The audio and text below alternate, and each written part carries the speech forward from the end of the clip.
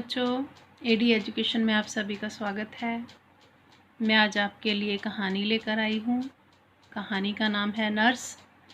यह 10वीं कक्षा के पाठ्यक्रम में शामिल है। ये कहानी कला प्रकाश जी ने लिखी है। ये उनकी एक बहुत रोचक कहानी है। इसके माध्यम से उन्होंने बच्चे के मनोभावों और माँ के हृदय की पीड़ा को हमारे सामने प्रस्तुत किया है। कला प्रकाश द्वारा रचित नर्स कहानी एक श्रेष्ठ कहानी है। ये कहानी एक नर्स के सेवा भाव और ममता को रोगी के हितों में प्रस्तुत करती है। इसमें बाल मनोविज्ञान की तरफ भी संकेत किया गया है। महेश 6 साल का छोटा बच्चा था। उसका ऑपरेशन हुआ था, इसलिए वह अस्पताल में भर्ती था। अस्पताल में मरीज से मिलने का समय 6 बजे तक का था, लेकिन महेश की मां सरस्वती समय पूरा हो जाने पर भी महेश की जिद के कारण वहां रुकी हुई थी। वह चाहकर भी जा नहीं पा रही थी। महेश अपनी मां को अपने पास रोकना चाहता था। सरस्वती वार्ड में इधर उधर देखने लगी। सभी बच्चे महेश को ताक रहे थे। सरस्वती को याद आया कि कुछ देर पहले 9 नंबर बेड वाले ने उसे बताया था कि ऑपरेशन के बाद महेश माँ माँ करके रो रहा था। तब सरस्वती उस 9 नंबर बेड वाले बालक को महेश पास छोड़कर जल्दी से अस्पताल के गेट के पास आ गई। उसकी आंखों से आंसू छल छला रहे थे। वार्ड में 9 नंबर वाला बच्चा महेश को समझा रहा था, किंतु महेश कुछ सुनने को तैयार नहीं था। वह तो बस माँ की रट लगाए हुए था। कुछ देर बाद वह बच्चा वापस अपने बेड पर चला गया। थोड़ी देर बाद चारों ओर खामोशी छा गई। इस खामोशी में भी महेश की मम्मी मम्मी की हिचकी गूंज रही थी। 7 बजे मरिंडा और मांजरेकर नाम की 2 नर्सें वार्ड में आईं। वे दोनों आपस में बातें कर रही थी, मरीजों को दवाई खिला रही थी, उनका बिस्तर ठीक कर रही थी।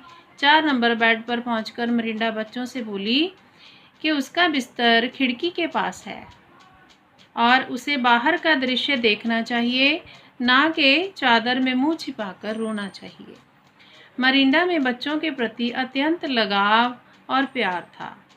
वो मांजरेकर से बच्चों के पास समय बिताने और बातें करने को कहती है, लेकिन मांजरेकर ये कहकर टाल देती है कि सांस लेने तक की फुर्सत तो है नहीं, बातें कब करेंगे। दोनों नर्सों के जाने के बाद फिर से वार्ड में खामोशी समा गई। सभी के बेड एक जैसे थे। उनकी चादर तथा कंबल भी एक ही रंग के थे। बेड के साइड में एक कबर्ड भी था। उसे साइड टेबल भी की तरह काम में लिया जाता था। 8 बजे नर्स सुसान वार्ड में आई। उसे देखकर सभी बच्चों के चेहरे पर मुस्कान छा गई। 9 नंबर बेड का बच्चा तो उसके स्वागत में उठकर बैठ गया। वह बच्चों को दवाई पिलाने लगी, उनका बुखार चेक करने लगी। अंत में वह महेश के पास पहुंची, उससे प्यार से बात करने लगी। उसने उसको बताया कि उसका भी एक बेटा है जिसका नाम महेश है, किंतु वह अभी छोटा है, केवल 3 महीने का है। वह उसे बहुत परेशान करता है। सुसान महेश को बातें बताती हुई सूप और दवाई पिला रही थी। अपने ममतब से उसने महेश को चुप करा दिया। उसे दवाई भी पिला दी। महेश से रहा ना गया और वह सुसान के बेटे के बारे में और जानने को उत्सुक होने लगा। उसने पूछा, वह और क्या करता है? सुसान ने कहा, वह अभी बोल नहीं सकता, लेकिन अंगू अंगू गूंगू आदि स्वर निकालता रहता है। सुसान बबलू के समान मुंह फुलाकर आवाज़ें निकालकर महेश को दिखाने लगी। महेश हंस पड़ा।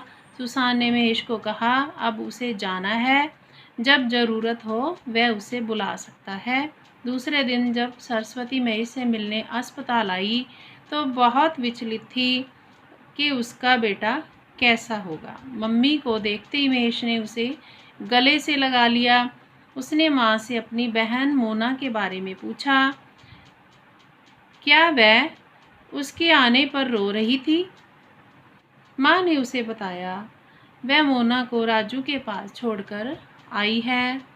तब महेश ने माँ को बताया कि सिस्टर सुसान का बेटा उसके आने पर बहुत रोता है, बहुत शैतान है। माँ के दिल पर सुसान का नाम छप गया। उसने महेश को बड़ा प्यार और दुलार जो दिया था।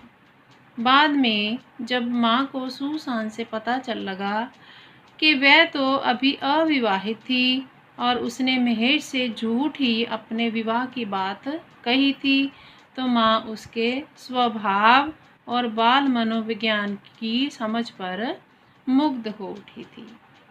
तो बच्चों, हमने कहानी सुनी। इसमें सिस्टर सुसान महेश का दिल लगाने के लिए झूठी कहानी सुनाती है और उसे माँ जैसा प्यार देती है, और उसकी माँ भी इस बात से बहुत प्रभावित होती है। तो बच्चों, कहानी तो आपको समझ आ गई होगी। अब हम अभ्यास कार्य करने जा रहे हैं। पहले हम 1 या 2 पंक्तियों वाले उत्तर वाले प्रश्न करेंगे। महेश कितने साल का था? महेश 6 साल का था। महेश कहाँ दाखिल था? महेश अस्पताल में दाखिल था। अस्पताल में मुलाकातियों से मिलने का समय क्या था? मुलाकातियों से मिलने का समय 4 से 6 बजे तक का था। अस्पताल में मुलाकातियों से मिलने का समय शाम 4 से 6 बजे तक का था। नेक्स्ट क्वेश्चन है, वार्ड में कुल कितने बच्चे थे? वार्ड में कुल 12 बच्चे थे। 7 बजे कौन सी 2 नर्सें वार्ड में आई? 7 बजे मरिंडा और मांजरेकर नाम की 2 नर्सें वार्ड में आई थी। महेश किस सिस्टर से घुल मिल गया था?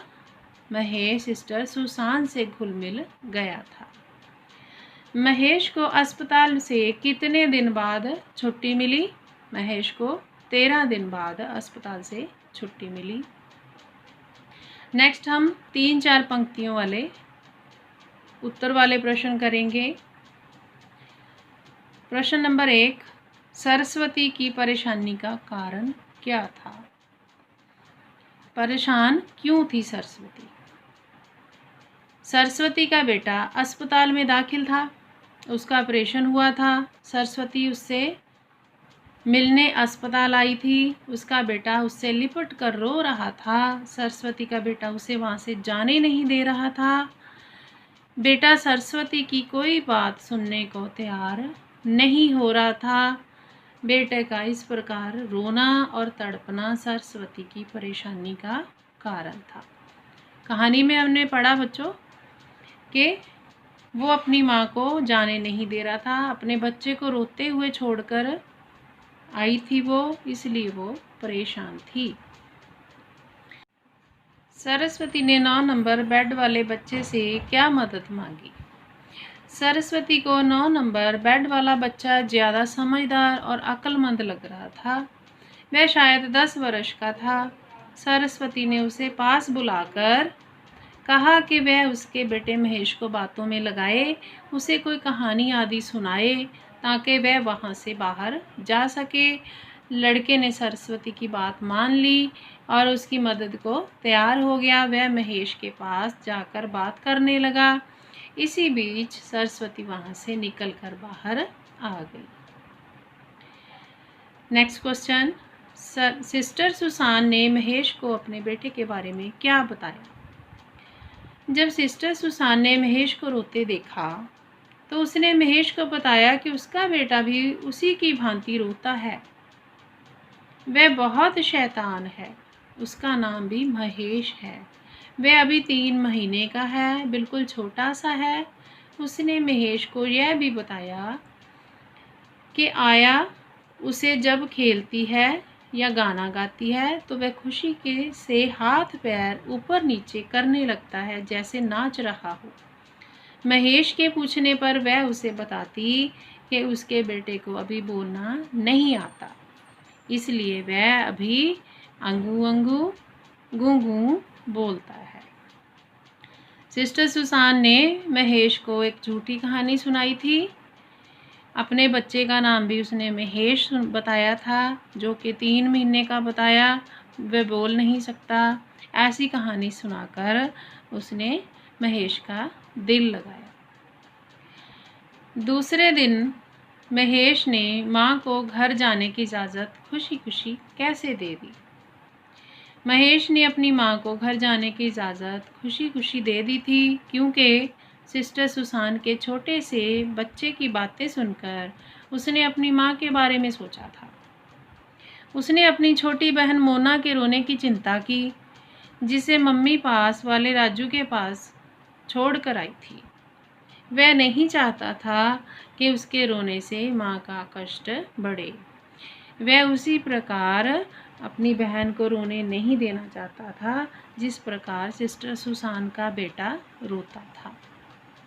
नेक्स्ट क्वेश्चन है, सरस्वती द्वारा सिस्टर सुसान को गुलदस्ता और उसके बबलू के लिए गिफ्ट पेश करने पर सिस्टर सुसान ने क्या कहा। सरस्वती द्वारा सिस्टर सुसान को गुलदस्ता और उसके बबलू के लिए गिफ्ट देने पर सिस्टर सुसान ने रंग बिरंगे फूलों वाला गुलदस्ता तो ले लिया, पर अपने बबलू के लिए गिफ्ट नहीं लिया। उसकी ना तो अभी शादी हुई थी और ना ही उसकी कोई संतान थी। उसने महेश को बहलाने के लिए झूठी कहा था कि उसका छोटा सा बबलू है। नेक्स्ट हम बड़े क्वेश्चन करने जा रहे हैं। सिस्टर सुसान का चरित्र चित्रण अपने शब्दों में लिखिए। सिस्टर सुसान नर्स कहानी की दूसरी प्रमुख पात्र है। आधी से ज़्यादा कहानी उसी के इर्द गिर्द घूमती है। वह एक नर्स है। एक नर्स होने के सभी गुण उसमें विद्यमान हैं, मौजूद हैं। वह अपना कार्य बहुत ही मेहनत तथा ईमानदारी से करती है। सुसान सरल हृदय वाली नारी है। उसका चरित्र ममतामयी नारी का चरित्र है। कहानीकार ने उसे सरल हृदया, कर्मठ तथा विवेकशील नारी के रूप में चित्रित किया है। उसके चरित्र में सहजता तथा स्वाभाविकता है। वह अस्पताल के बच्चों को एक माँ के समान प्यार करती है। उसमें स्थितियों को समझने और उसके अनुसार स्वयं को ढालने की शक्ति है। वह महेश को रोता देख उसकी पीड़ा को समझकर उसकी मनोव्यथा को दूर करती है। वह बाल मनोविज्ञान को समझती है। अतः सुसान सही अर्थों में एक ममतामयी, सेवा भाव से युक्त तथा ममतव से परिपूर्ण नारी है। वह ईमानदार है। यदि ऐसा ना होता तो महेश की माँ से उपहार भी ले सकती थी, लेकिन उसने ऐसा नहीं किया। तो हमें कौन कौन से गुण पता चले? सरल हृदय वाली नारी, ममतामयी नारी, स्वभाव में सहजता, स्वाभाविकता और बाल मनोविज्ञानी और ईमानदार, सेवा भाव वाले गुण सभी उसमें मौजूद हैं। नेक्स्ट क्वेश्चन, नर्स कहानी का उद्देश्य अपने शब्दों में लिखिए। कोई भी काम बिना उद्देश्य के नहीं किया जाता, तो ये कहानी लिखने का भी कहानीकार का कोई उद्देश्य रहा होगा। कहानीकार का उद्देश्य उसकी रचना में ही समाहित है। उसने अपने वर्ण्य चरित्र का गुणगान करते समय उसकी विशेषताओं पर प्रकाश डाला है कि किस प्रकार नर्स सुसान बच्चों को चिकित्सा के अतिरिक्त अपनी ममता, स्नेह, दुलार, सौहार्द तथा भावों से भरी बातचीत से कैसे बच्चों का दिल जीत लेती है, उनका इलाज करती है। माँ ना होते हुए भी उन्हें माँ की कमी महसूस नहीं होने देती। लेखक का उद्देश्य नर्स के सेवा भाव और ममतव को रोगी के हितों के लिए प्रस्तुत करना है। इसके साथ कहानीकार ने एक बच्चे के मनोभावों तथा माँ के हृदय की पीड़ा को बड़े ही सशक्त शब्दों में प्रस्तुत किया है। कहानीकार ने एक तो हमें माँ की पीड़ा के विषय में बड़े अच्छे शब्दों में समझाया बच्चे के मनोभाव और एक नर्स का फ़र्ज जो उसने बहुत अच्छी तरह से बखूबी निभाया। इसके विषय में बताना इस कहानी का उद्देश्य था। धन्यवाद।